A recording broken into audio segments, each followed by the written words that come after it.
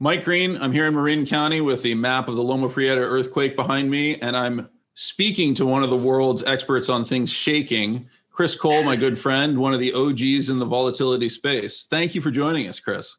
Mike, it's a pleasure to be back here on Real Vision with you. I think it's been a couple of years. Last time we did this, I think it was with Harley at the EQD conference. Yes, and so it has actually probably been, because that would have been the 2018 EQD conference. So it's been almost 3 years since you and I have had the chance to sit down on Real Vision and chat. Now, we've chatted offline an awful lot. All the time, yeah. Yeah, all the time. But ultimately, a lot has changed in the past year. And in particular, I would point to 2020 as being a watershed year in terms of identifying the value of the long volatility. I'm not going to use dogma is the word that's sitting on the edge of my tongue, but it's not the right word. The long volatility component in a portfolio and how you have been an evangelist for that and really grown the space. 2020 really offered some exposure to that. And yet everything seems to have ended up totally okay. So I'd love your observations on kind of what happened in 2020 and how 2020 progressed, the unusual nature of it or the expected nature of it. What are your thoughts? It's fascinating because we had one of the fastest increases in volatility in history, really only rivaling the Great Depression and also the 1987 crash. And then one of the fastest declines in volatility ever recorded in history. And really the only thing that rivals that was 87. In the 1930s, you had very similar massive explosions in equity markets and declines in vol.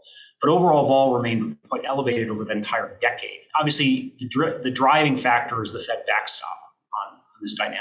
And I think at one point during March, I think I tweeted out, the Fed put may be dead. Boy, was I wrong about that? Was I wrong about that?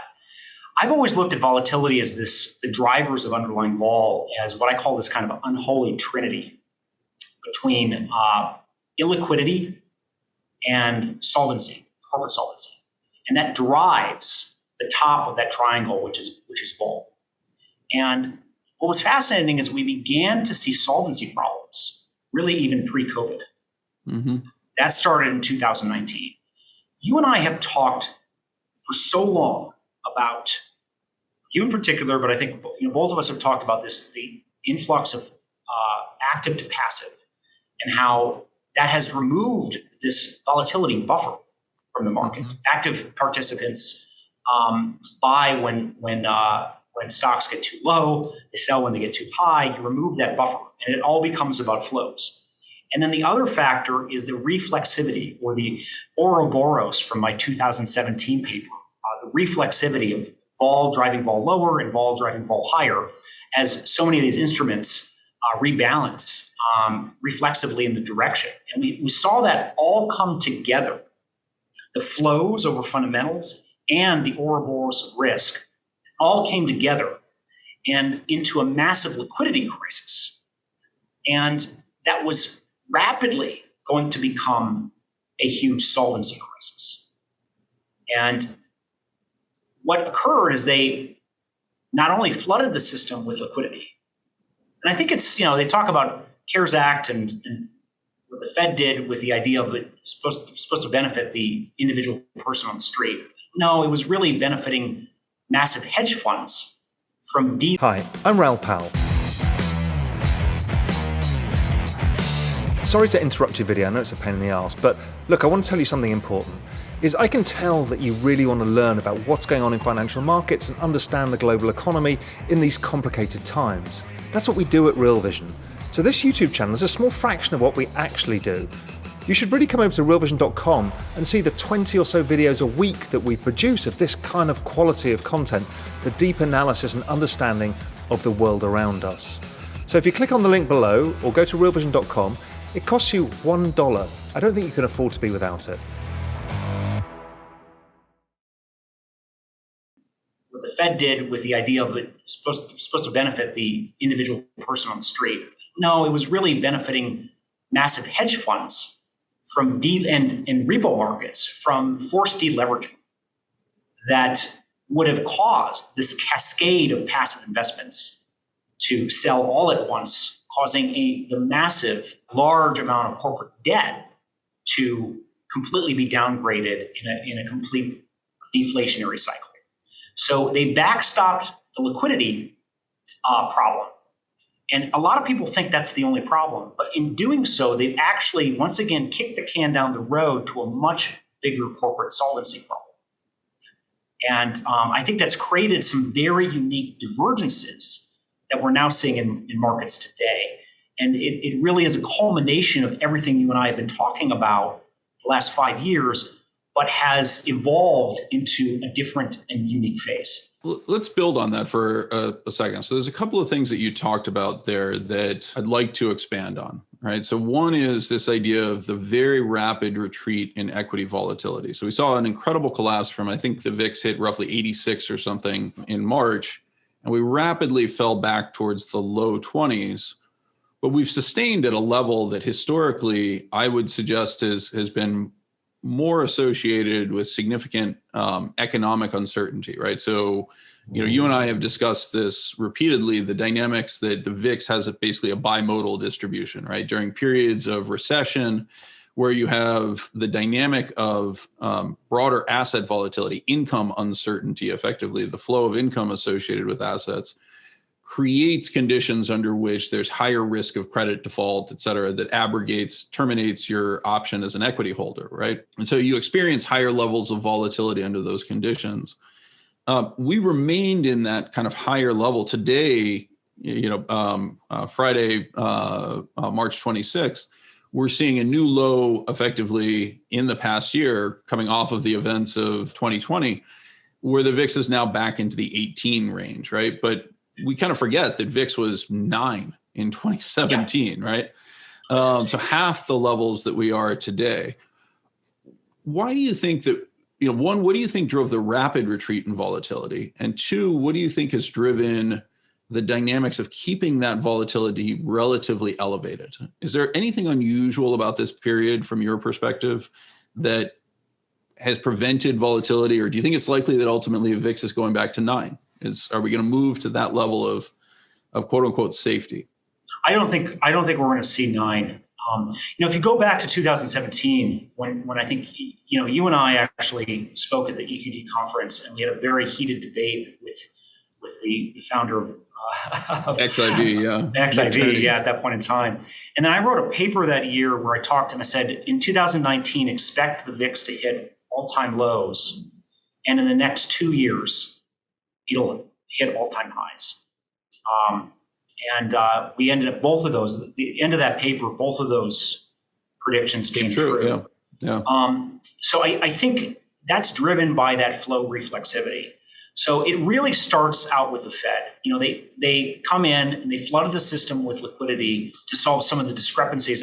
Certainly, you've talked a lot about this, how you have some of these Vanguard funds, some of the most liquid bond funds in the world, BND trading at 6% discounts to their NAV, right?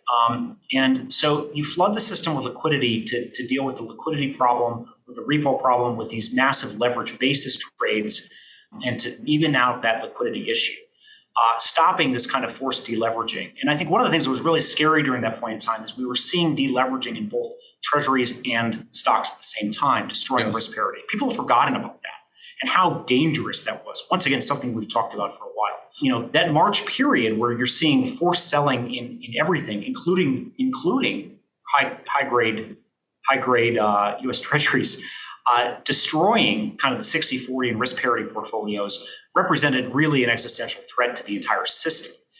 So they flooded the system with liquidity. That dealt with one aspect of the unholy trinity of vol. The second thing they did, which was really, I think, incredible and arguably, at least in the words of Jeff Gundlach, against their charter and potentially illegal, is the fact that they, in essence, backstopped the corporate bond market, right? Using a conduit with the Treasury Department, and in particular, looking at that lowest grade of corporate debt.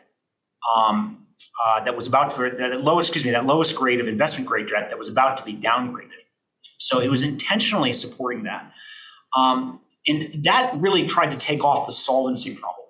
So these two legs of that focus on volatility, they dealt with these two corners of the Unholy Trinity.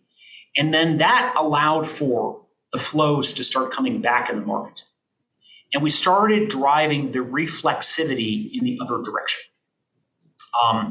It's interesting in March, because at that point in time, you talk about XIV, there was another product, TVIX, which they discontinued. Mm-hmm. Why did they discontinue this? If you look at how big TVIX got, we were another 10 points move up in the VIX, which would have required a rebalancing that could have shot volatility easily into the hundreds, implied volatility easily into the hundreds. Because like the inverse of XIV, you had a product that suddenly would have had to buy multiples of the volatility available in the market at the worst point of market liquidity. So why would they discontinue that product, which was a very profitable product for them, a couple months after March? Well, I can speculate, don't know, but I can speculate that the reason they did is because they saw the monster they created and they understood how that could have potentially even destabilized things even more, the same opposite direction of XIV. So you get all these flows coming back. You get everyone starting, credit funds. You get flows coming back. You whet the appetites, the Wall Street bets crowd, and the entire passive universe to flow all this money back into markets. And you begin the reflexivity spiral back in the other direction. As you've always articulated, there's, when you remove the active buffer, there is a gap down and there's a gap up. Right. So if you have no additional seller or buyer on the other end of it, the volatility can move in both directions. And as a result of that, we have seen something we talked about offline, the serial correlation or the negative autocorrelation or the tendency for mean reversion in the market reached all-time highs in the history of the equity market. The daily mean reversion reached all-time highs in the history of the equity market. I'm sorry, take a step back and explain what that means, daily mean reversion. So the daily mean reversion is how is the return today correlated with the return yesterday? Okay. And what's interesting is when we were on the gold standard, markets tended to be autocorrelated. And what that means is that, if today was up, tomorrow is likely to be up, and the day after is likely to be up. But in this age of proactive central banking, what we've seen, and part of it too is the natural framework of coming down from multi-generational highs in interest rates, where you had these tools where, in essence, you could buffer a decline in markets. And we moved from a period of secular highs in autocorrelation, or secular highs in trend. I should say that's an easier term for people to understand. Right. Is that pre-1970s, during the gold standard, markets tended to trend. Equity markets tended to trend. And as we've moved forward to this new age of central banking, it's the opposite has occurred, where now markets tend to mean revert. And the mean reversion that we have seen over the last year is unprecedented in the history of U.S. equity markets. There is no precedent for it. And one aspect of that could be deemed, the driver of that is naturally the monetary stimulus and fiscal stimulus. But the amplifier of that, well, this is a little bit of a chicken and egg proposition. It's a little bit of a chicken and egg proposition. I know where you're going here, but I want you to articulate it. So, but the amplifier of that, the thing that puts that on the nitroglycerin that causes the explosion, is the flows. The flows over fundamentals, the dominance of passive, the dominance of quantitative strategies that use whatever they are, that use correlation, volatility, as a driver for the allocation of risk. And so that combination, combined with the backstop of liquidity, combined with the backstop of solvency, is what has driven this massive reflation and this massive collapse in volatility. I think that kind of explains what we've seen in the rearview mirror. But it also has left some tremendous dislocations in markets under the surface that are absolutely fascinating to take a look at. You and I met back in 2012 when both of us agreed on this concept. This concept I presented at Grant's conference on the 2012 paper, the idea of a bull market in fear. Yep. And what a bull market in fear, what that means is it doesn't necessarily mean that there is a high VIX. Mm-hmm. That's not or high realized volatility.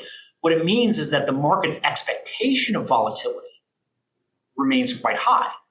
And that expectation of volatility can be expressed by the term structure of forward variance, or another way of looking at that is the VIX futures prices. Right. VIX futures curve is VIX futures curve is the way I would describe it, but yes.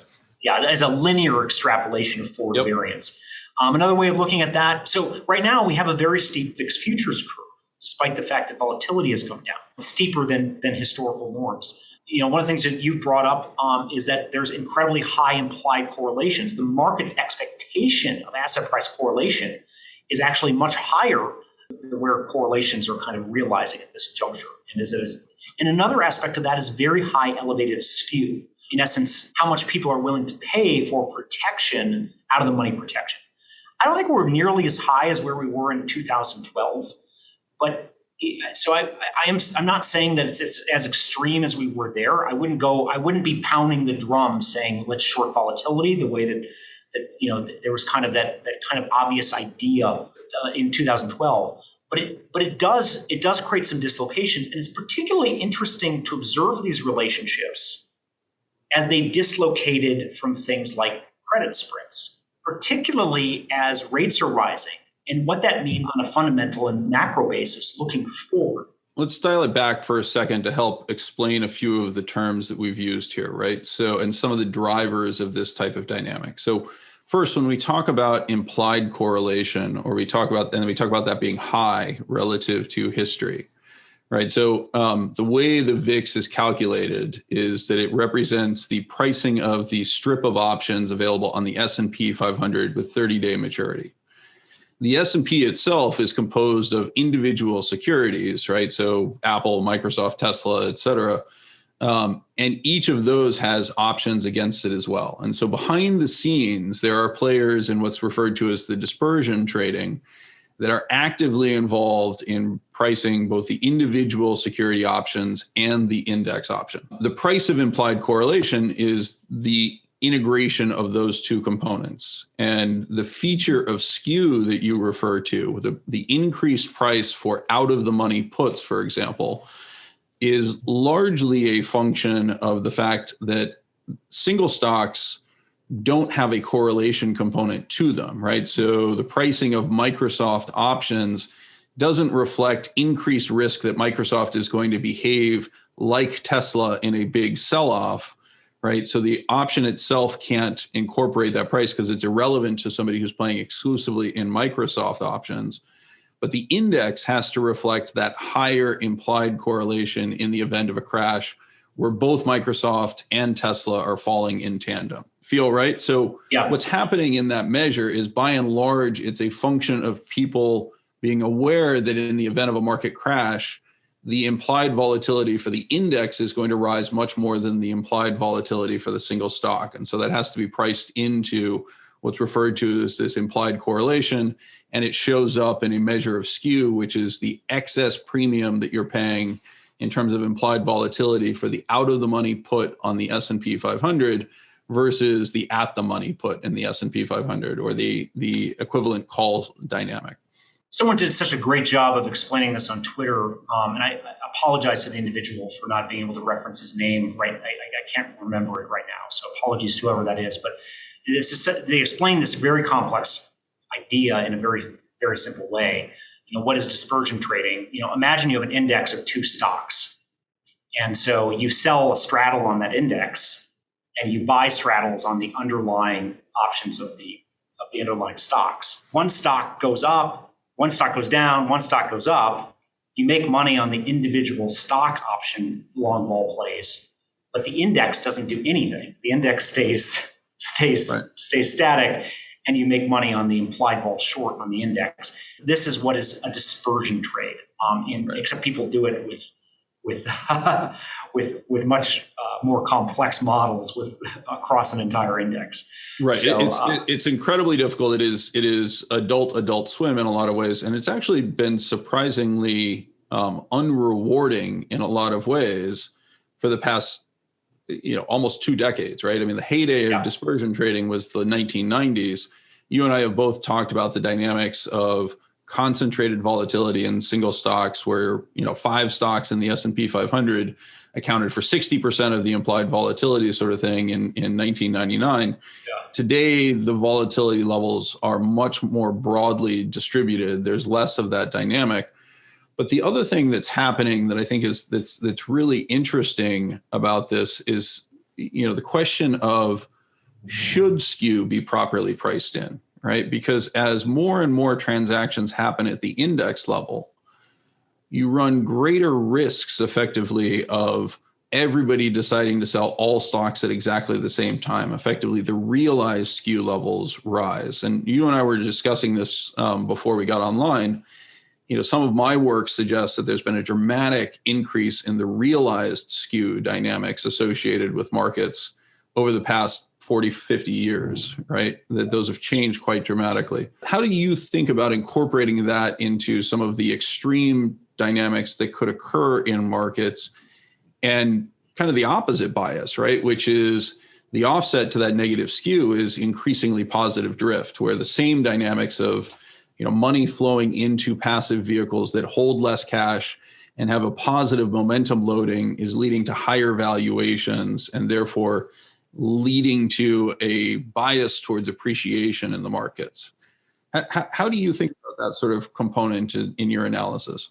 Yeah, it's an interesting dynamic, because it becomes a kind of tail wagging the dog framework. Because in effect, everyone rebalances and everything flows into indices or ETFs.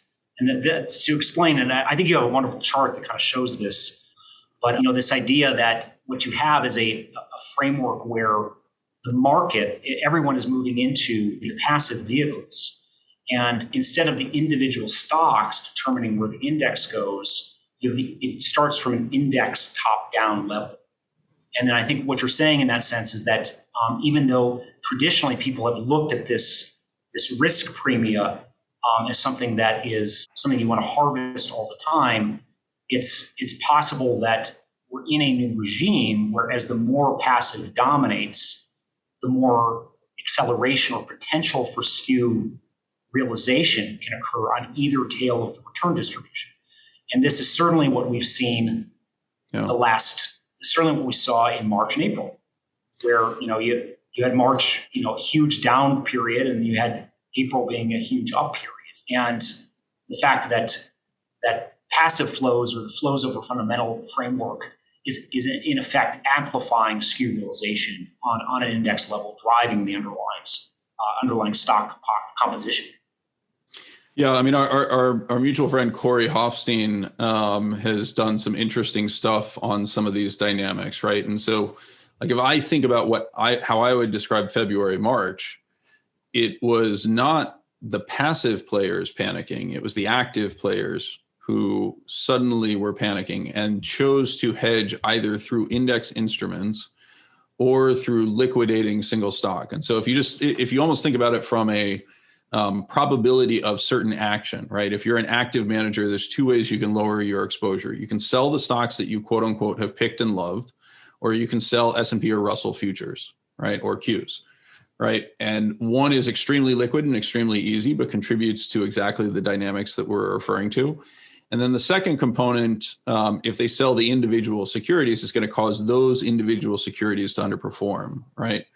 And as those securities transition out of the active manager portfolios into the money that is flowing naturally into passive type portfolios, you create these weird dynamics where once you're out, it's almost impossible to get back in, right? There's a very famous line very famous in our extremely weird world, in the book Reminiscences of a Stock Operator, right? Where one of the older players is saying, but I don't want to lose my position, right? He refuses to sell because he doesn't want to lose his position.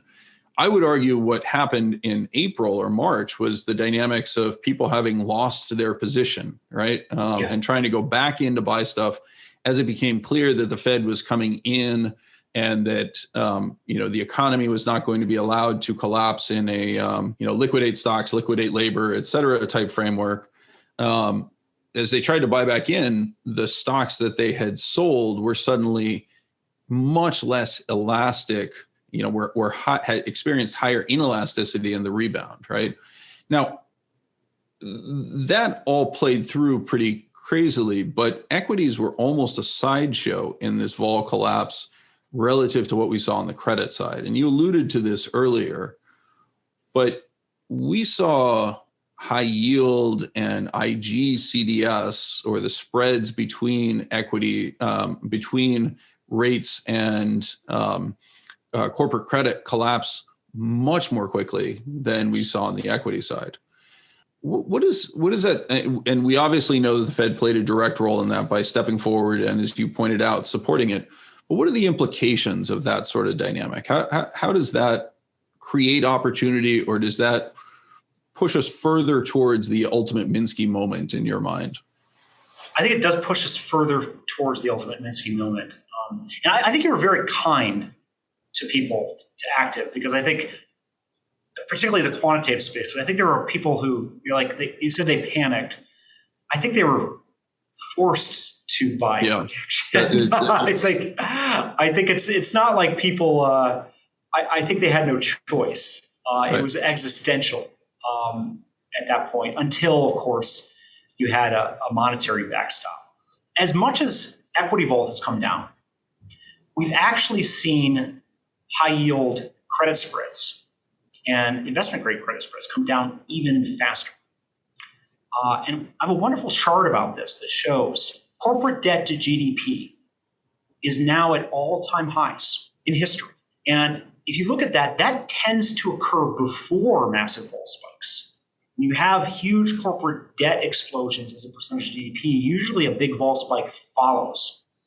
Well, and this was already at all-time highs pre-COVID. So this is not a COVID scenario. This is not a COVID phenomenon. Daniel DiMartino Booth talks about how the Fed probably already had their game plan to deal with credit stress pre-COVID, been formulated prior to that. But despite the fact that corporate debt to GDP and that corporate debt is at all-time highs, corporate credit spreads and OAS spreads are at all-time lows. Yeah.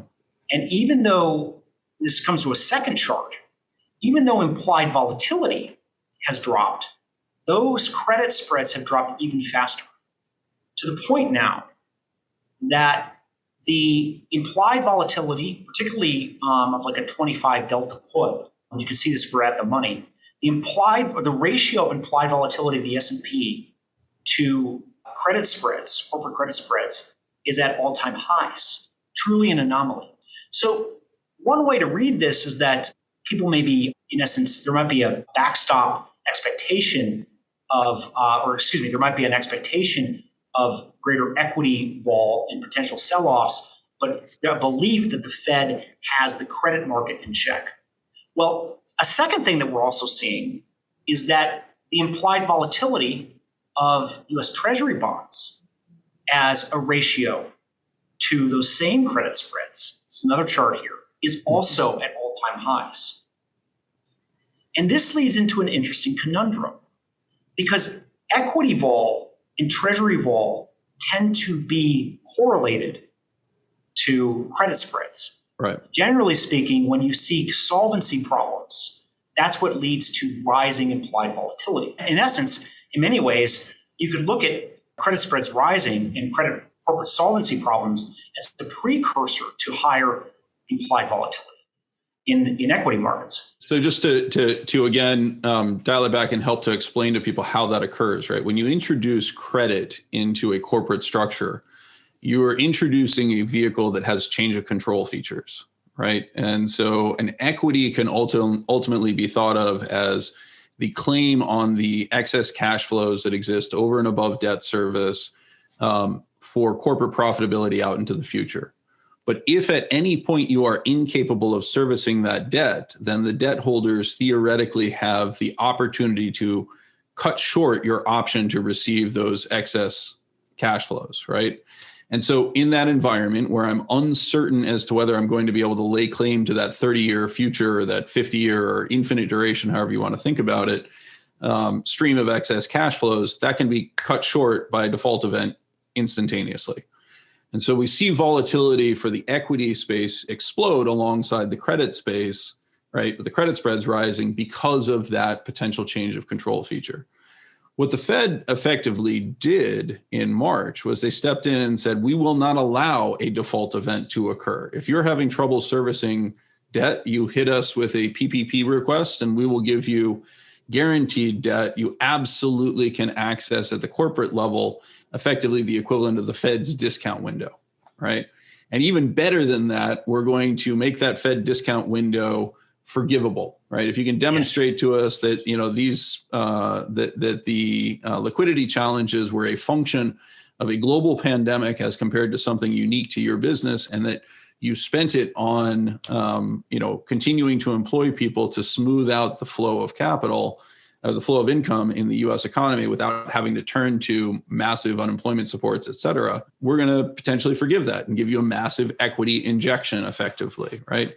And so there's been no question that has been a primary characteristic here, right? That abrogation of the risk of change of control kind of sits at the center of this very rapid decline in credit. The other side of that, you mentioned the steepness of the VIX curve. We're actually starting to see extraordinary steepness in the credit curve as well as the rate curve, right? So if I think about the dynamics of what the market is implying for today's, the current level of investment grade debt is somewhere in the neighborhood of, a US 5-year rate at, I don't know off the top of my head, but let's say it's 30 basis points and a credit spread on IG of, 60. So less than 1% cost of debt, right? But if I go out 5 years forward and I look what the market is implying there, all of a sudden we're talking about the cost of that debt rising quite significantly, right? Because you're looking at a steep forward curve in rates, you're looking at a steep forward curve in credit. That's creating conditions under which there is a refinancing risk, there's a cash flow servicing risk, unless the economy continues to recover. That's such a fantastic segue into this kind of next point, and a beautiful segue into this next point. Because on one scenario, let's imagine that they're able to engineer inflation. Yep. Well, I go take a step back. What they did is to solve a liquidity problem, they've created an even bigger corporate solvency problem. The corporate solvency problem was at all-time highs prior to COVID. So it's not like COVID, it's not like a one-time thing with COVID. This was a problem pre-COVID. It's gotten even bigger and more massive post-COVID. Well, we're still going through COVID. Well, so let's imagine I'm agnostic to whether or not rates stay low or whether they go high. I don't know. Let's just say I don't know. I don't have an opinion. But let's say they succeed in their ability to engineer inflation. And as a result of that, we get a renormalization of rates. Rates go back, not massively. We're not talking hyperinflation type of stuff or 1970s stuff.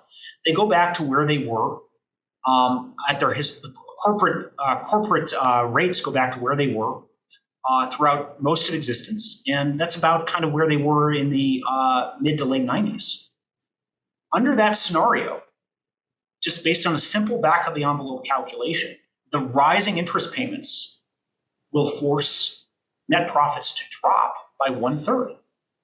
Corporate profits will drop 1/3 if rates go back and corporate borrowing rates go back to where they were in the late 2000s. That's not including the number of kind of zombie companies that will just go bankrupt because they're not able to. That's just a simple back of the envelope calculation, assuming that you pay the higher interest rates. It's not assuming the number of companies that would go bankrupt because they won't be able to borrow. They won't be able to roll over the debt. Let's imagine rates go back to where they were in the 70s. Corporate borrowing rates go back to where they were in the 70s. That would be an extreme scenario that some people are predicting. The entirety of corporate profits would be wiped out. going to debt service.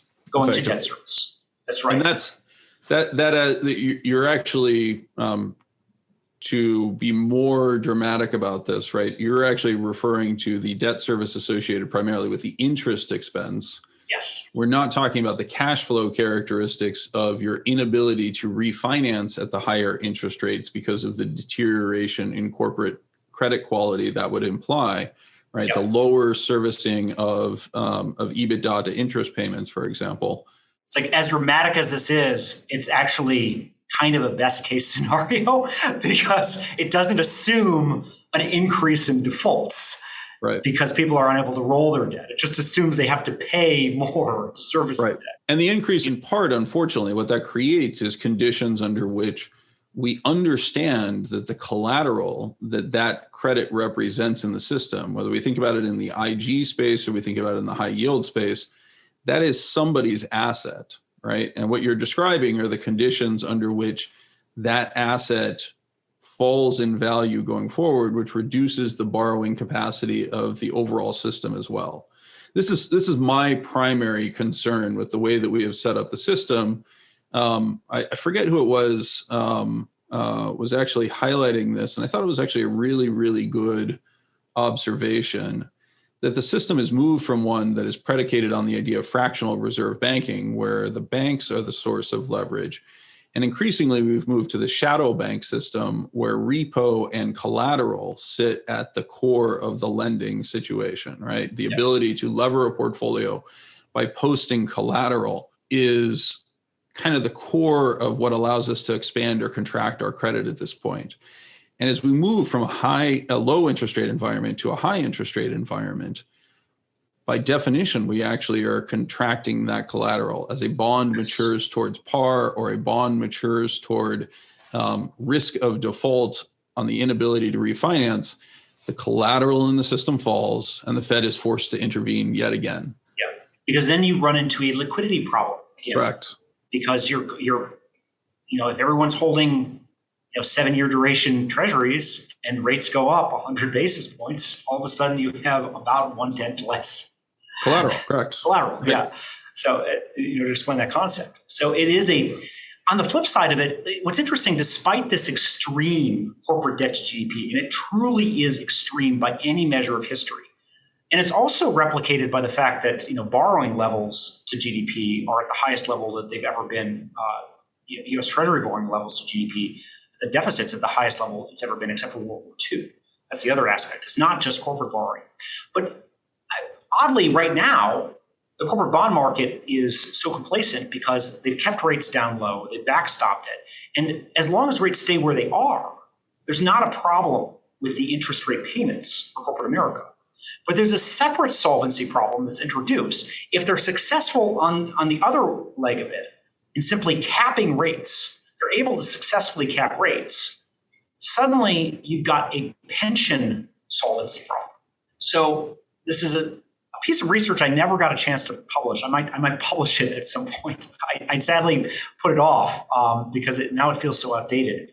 But we looked at 150 years of what would the average corporate pension system return over 150 years if you excluded the tremendous period for stocks and bonds of the last 40 years. And the average return drops all the way down to about 5%. So, in this dynamic, if they keep borrowing yields so low, these pension systems and retirees are not, of course, we are not able to meet these 7.5% actuarial return targets. So at these current levels, you could expect, going forward, if we have a kind of average return on bonds and stocks, about at a 5% kind of level for the composite pension portfolio. The 70-30 pension portfolio will return about 5%. Then about 1/3 of the state and local pension systems would be insolvent. And by insolvent, I mean actually technically over 50% would be insolvent because over 50% would be under the 50% funding ratio.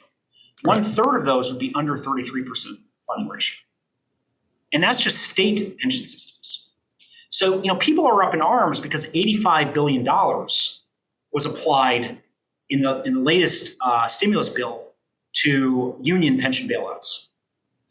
$85 billion, and people are really upset about that. Some people are. Some people are really happy about it, but some of the right-leaning people are very upset about that. I'm not in a political argument here, but to put this in perspective, the state pension deficits, if rates stay low, would expand from $1.4 trillion under that scenario to approximately $4 trillion.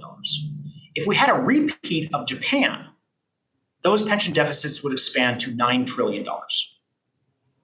I mean, if you think about, that's a lot of money. Yeah. It's a lot of money. That's a lot of bailout.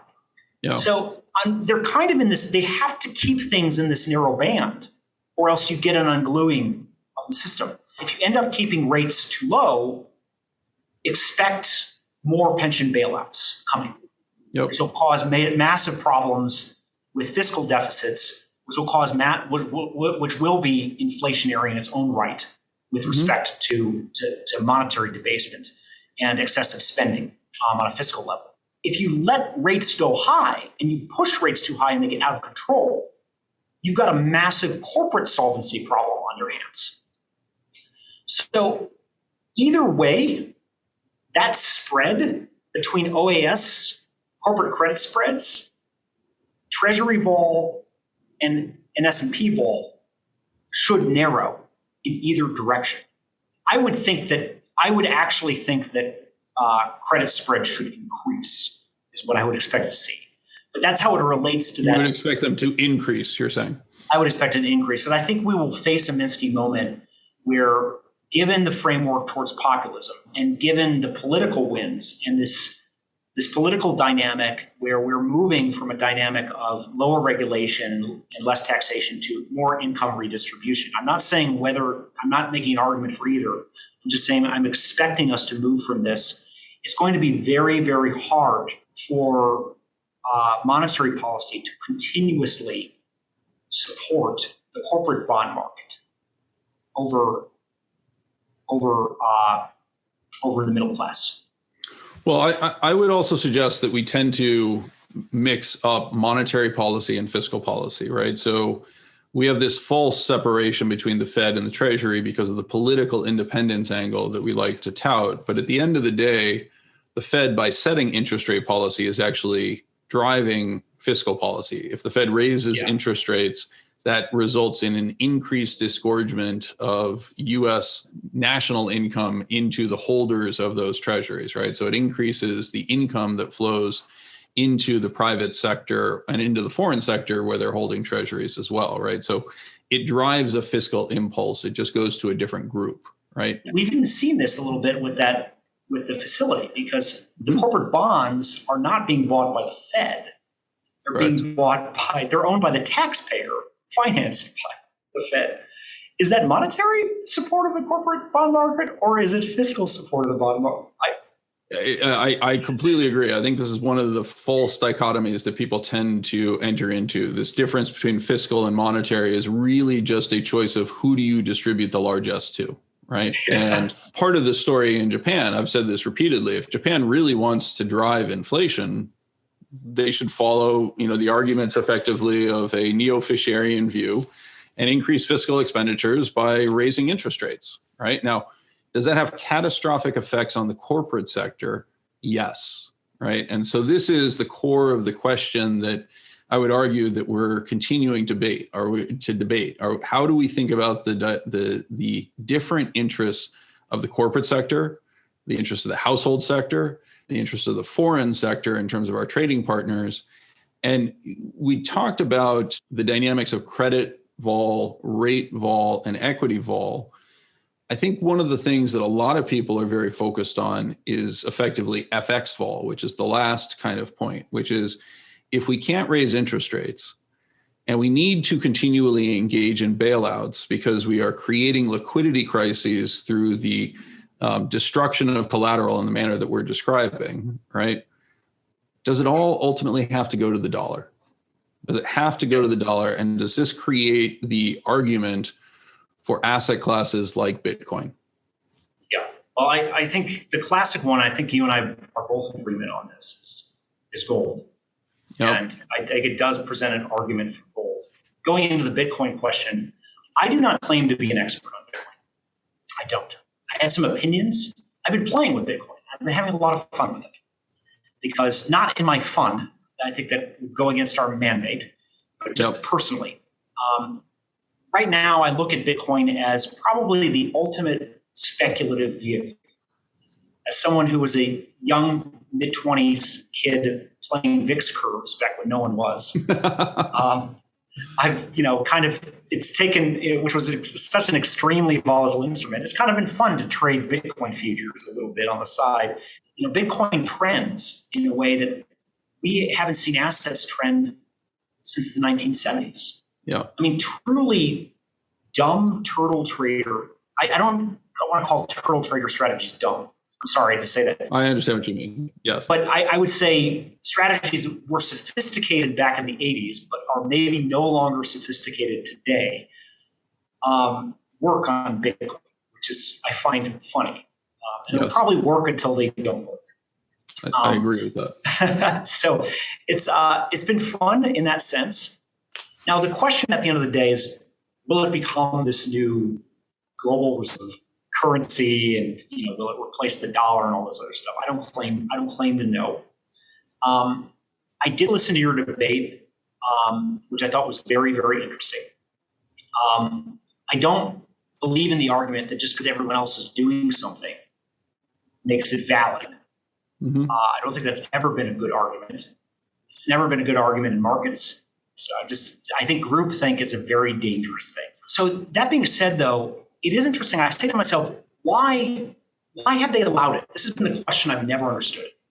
Mm-hmm. As someone who doesn't really understand in depth the asset class, why does the U.S. government allow this to happen? Why do most governments allow this to happen? Why aren't they controlling and regulating it? How is it possible that there can be these conduits like Tether that allow massive leveraging using offshore banks that allow for massive leveraging of Bitcoin and other crypto, and that it's not regulated or controlled? And some people would sit back and say, well, software can't be controlled. You can't control it. Well, I completely disagree with that argument because I've been to China, and China has one of the most expansive internet growth sectors of any country. And yet you go to China and according to the internet in China, the Tiananmen Square massacre never occurred. Mm-hmm. So you can regulate software. It happens. So based on that, why is it being allowed? And I thought about this recently. Bitcoin has the currency in circulation, or the value of Bitcoin has approximately equaled the currency in circulation of the Japanese yen very recently. That's interesting. We're talking about currency in circulation. We're not talking about M2 or M3. There's different ways to look at money. We're just talking about basic level currency notes in circulation. But that's actually fascinating. I began thinking about this intellectual thought experiment. I'm interested to get your views on this, because I think you know a lot more about Bitcoin than I do. Let's imagine that, and this is an absurd argument. It's absurd. This would never happen, but I'm just saying, let's imagine this alternate hypothetical reality, that Japan comes out and they say, this yen experiment has been really interesting, but as of July 1st, we are not going to be using yen. The Bank of Japan is going to go by the wayside, and we've worked out an agreement with the United States government, and Japan will officially be using dollars. Just like that. Well, that would in effect be like that's of course absurd. Well, it's not actually. That's exactly what happened in 1947, right? So yeah, that's true, actually. But there was an intervening event that led to that coercive outcome, right? So it's not quite as absurd as you're presenting, but let's continue with the example. The hypothetical example. So under that circumstance, it would be massively, it'd be like a form of tightening of our monetary policy. Everyone from Japan would now be forced to buy U.S. dollars. Absolutely. Right? All these carry trades would go by the wayside, right? It would just, everyone would have to jump into the U.S. dollar. It would be a form of monetary tightening to the U.S. dollar. So the fact that alternative vehicles exist means that in a beggar thy neighbor type of policy, it allows allows for if there's an alternative store of wealth via another currency, it allows for a transmission of volatility from other currencies or other dominant currencies. Now, the US government, the US dollar is the most strong weapon that we have. Our global aircraft carriers exist to support the dollar infrastructure. I do not believe that the US government is going to overnight allow dollar dominance to evaporate. And I think it's highly naive to imagine that it would. But if you were going to create some sort of, in a dynamic where you need to in essence, where you need to have an expansive, unprecedented monetary policy, and you want that expanded monetary policy supporting liquidity for capital markets to function in a way that doesn't result in excessive speculation, where house prices in Austin are worth $5 million. In that sense, most people are thinking that Bitcoin is an antagonist to the Fed. Mm-hmm. I would actually argue at this juncture, it may actually be helping our monetary policy and the smoothing of liquidity, transmuting asset price volatility from extreme asset classes into something that is right now a purely speculative vehicle. We're able to transmute $1 trillion worth of excess speculation that otherwise would be pumping up real estate prices, causing civil unrest in the United States, pumping up stock prices even more. You're able to transmute that to this asset that really only exists right now for speculation, that only exists for speculation. And maybe that's why they allow it to exist, because it transmutes that political instability out of the monetary volatility and into a relatively benign speculative instrument.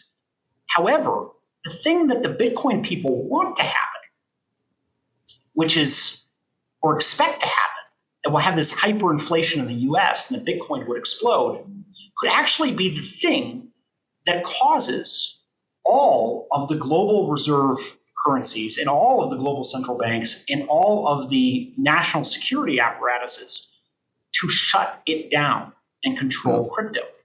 Because at that point, it will be in their interest. Just like if stagflation's getting out of control and inflation's getting out of control, you can tighten monetary policy by shutting down the $1.6 trillion crypto market or taxing it. I mean, taxing it alone, right? You can tighten your monetary policy overnight simply by sticking the national security apparatus on that. And it becomes a way to mitigate the political risk in a relatively basic speculative instrument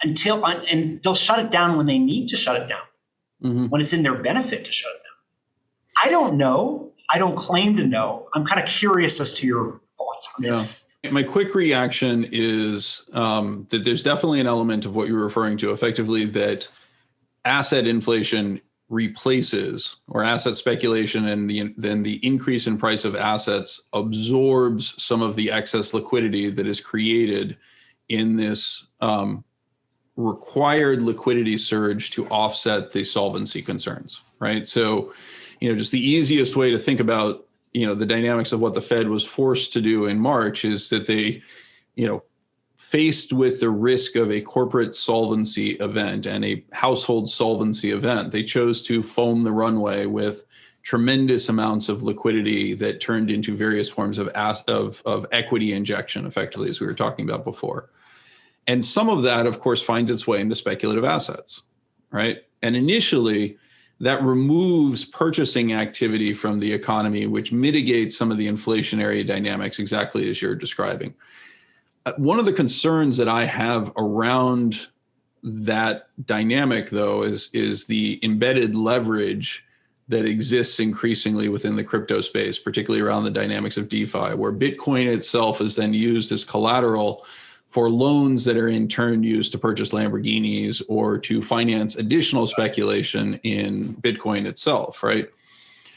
That creates the conditions under which you could see rapid changes in net worth for individuals that has deflationary characteristics and would require the Fed to, again, foam the runway, right? So I would argue that the crypto or Bitcoin world is in this weird place where they simultaneously castigate the Fed, and yet there is an embedded Fed put that should things go really badly, the Fed is again going to respond to the collapse of a $1.6 trillion asset class. My concerns around Bitcoin are more along the lines of what you're saying. First of all, I think that it is ultimately a bad analysis of game theory to think that the U.S. government is going to adopt Bitcoin, right? It is not, I cannot, knowing the U.S. government and knowing the dynamics, I cannot see them forfeiting that right and rewarding this type of speculation with that dynamic. It's never happened in history, to be totally straightforward. And you can say it's different this time because this is a giant consensus type thing, but it's just as easy for the US government to say no, right? And the concern that I have is that the marketing around Bitcoin has focused on the idea that the only way it can be stopped is if the US government is to attack its citizens, right? And therefore, this is a call to revolutionary objectives, right?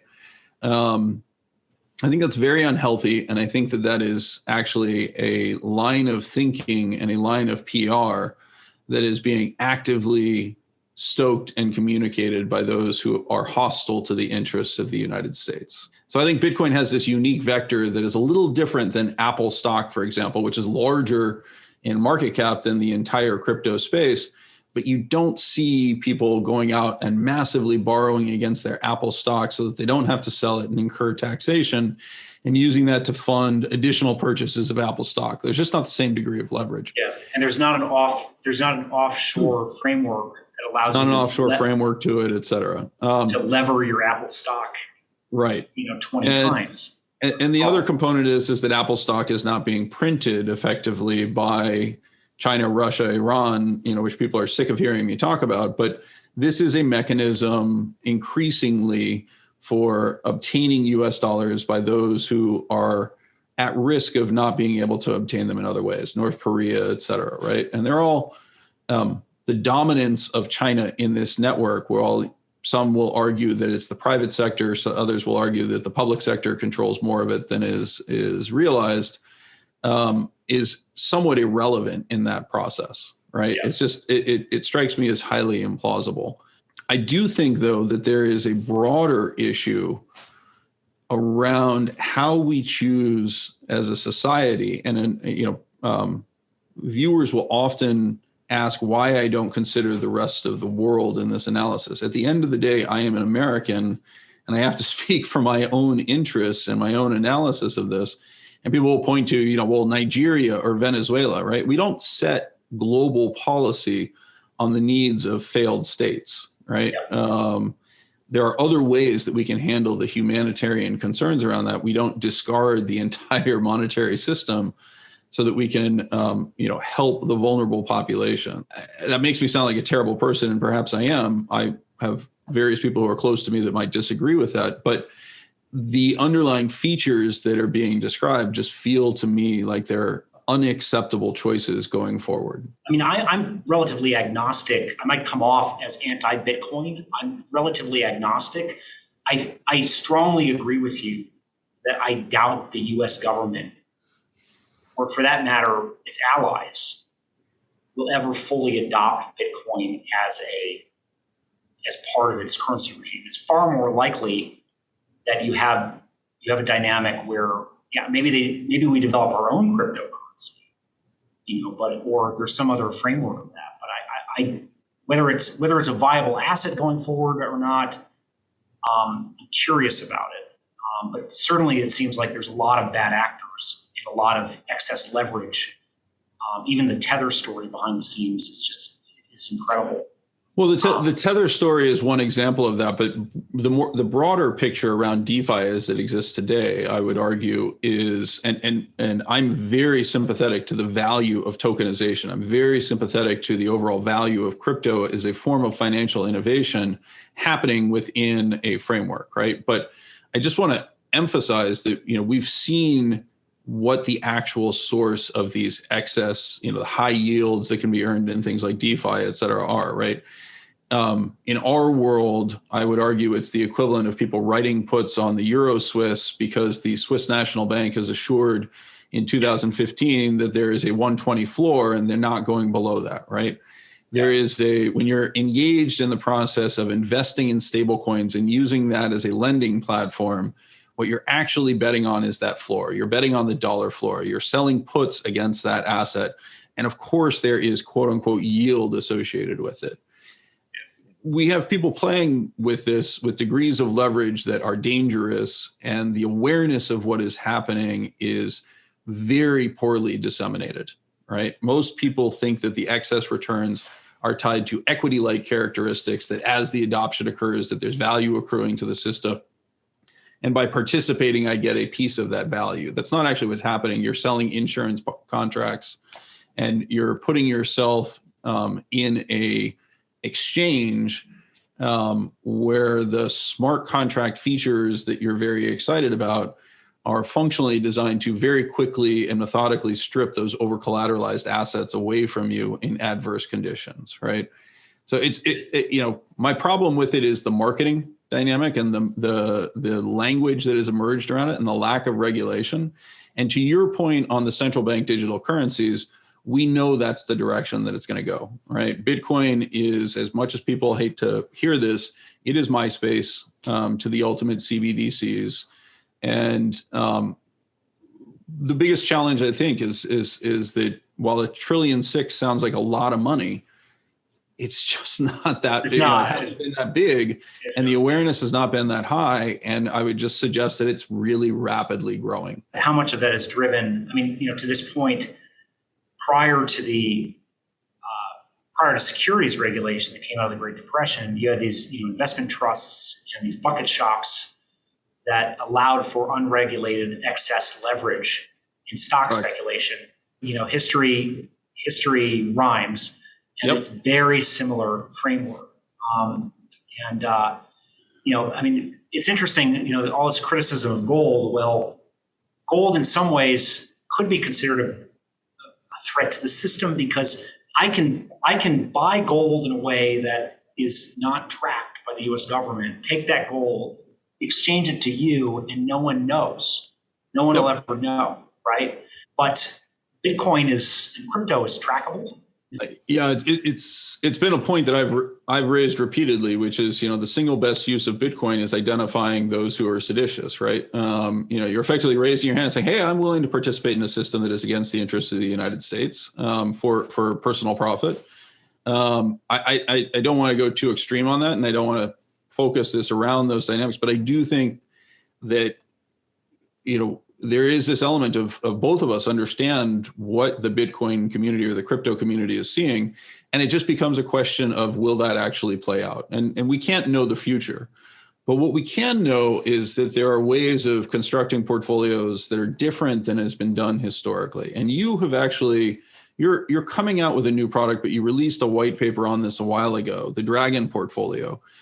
We're starting to bump up against time, so I just want to make sure that we talk a little bit about that. Can you very quickly give a description of the Dragon portfolio? Yeah, there was a paper that I did last year. It actually came out before the March crisis, and I looked at 100 years of asset return history, and I wanted to answer just this simple question: if you could have one portfolio for 100 years that protected you through secular decline, secular growth, what portfolio would that be? And I found out a very different asset allocation that I think was popular with pensions or retirees. The portfolio actually replicated all these different the research replicated all these different financial engineering strategies. And the portfolio that I came up with was relatively simple. It's about 1/5 stocks and equity-linked products, 1/5 fiat alternatives like gold, 1/5 trend and momentum, commodity trend, 1/5 high quality bonds. That portfolio, which is really interesting, we're able to track it over 100 years, we're able to track it in real time. And the real time dynamics are done with various hedge fund indices and the actual underlying assets.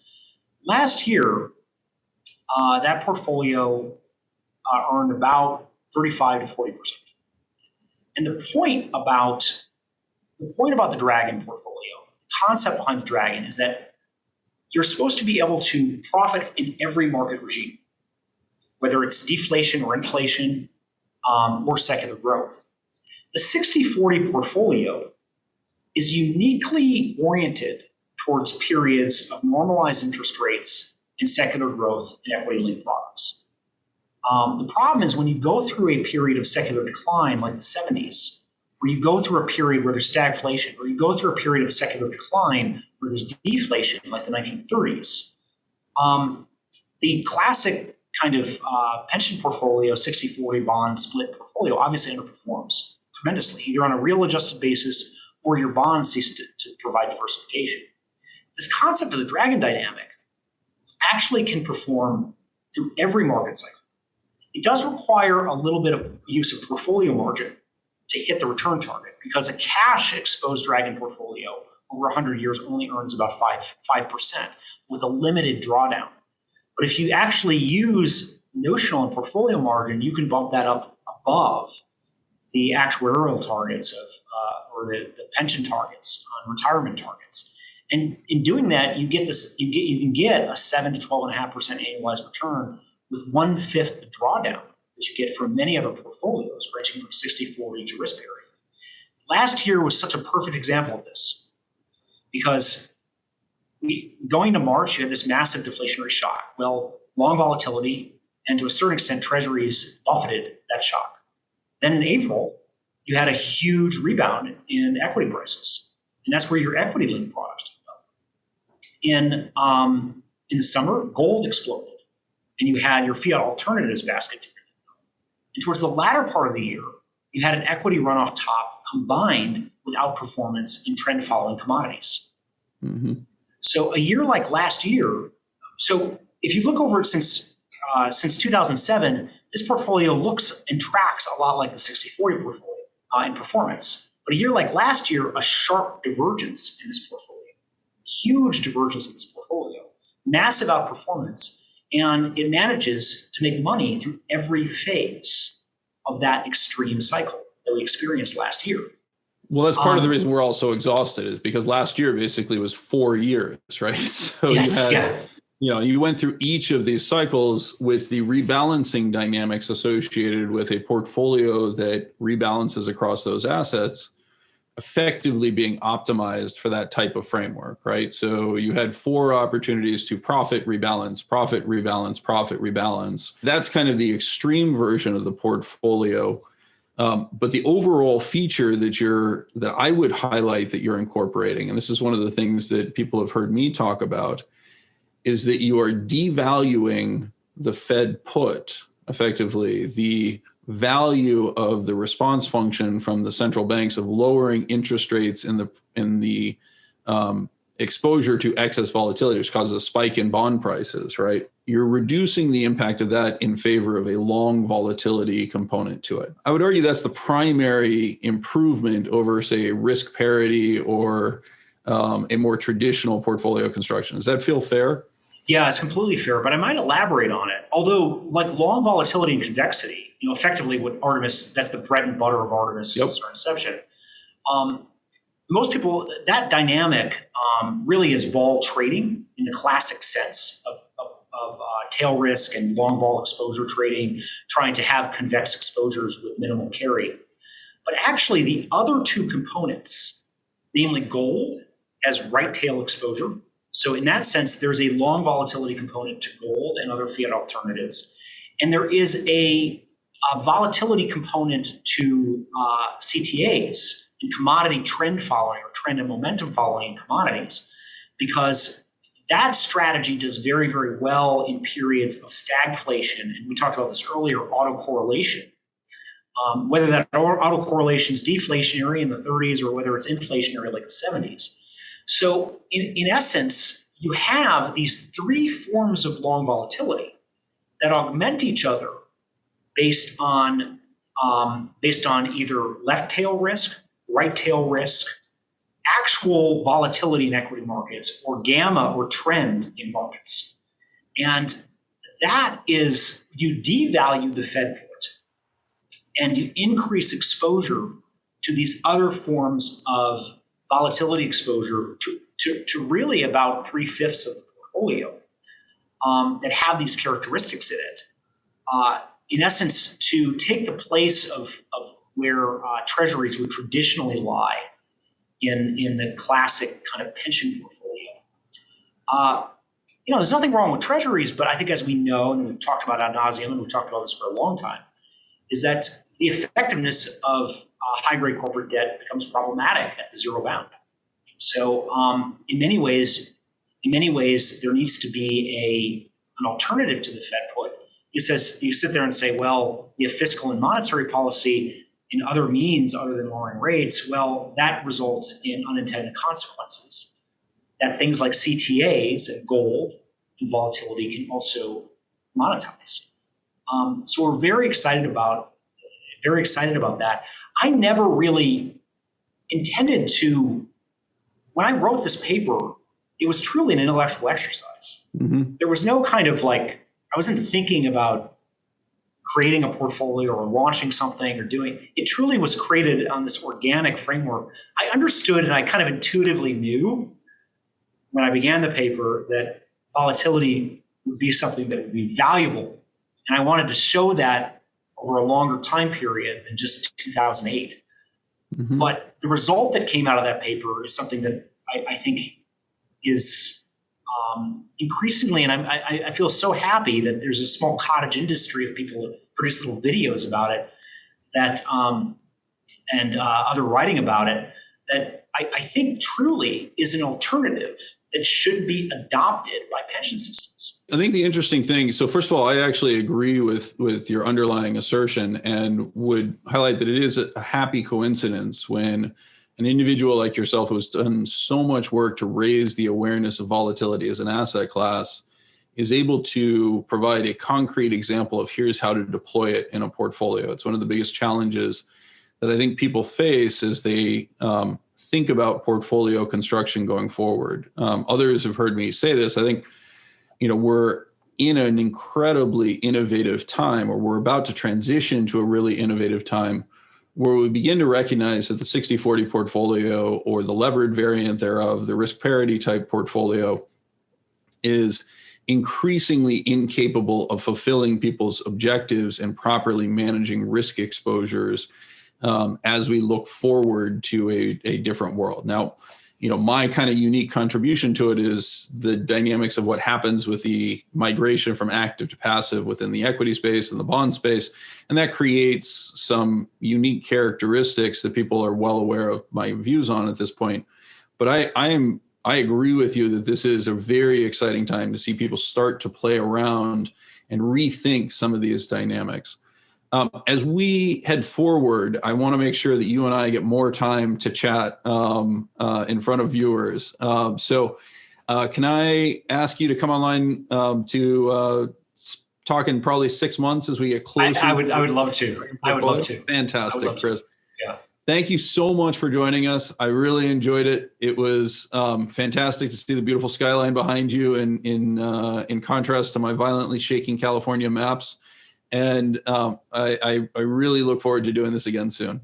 I do too. Well, your violently shaky California maps. Well, a couple of weeks ago, we rescheduled this interview because there was no power. Our office had power, but there was no power or water in most of Austin. So yeah, exactly. People wonder what would cause the internet to go down. They were not thinking ice storms in Texas, but yes, anyway.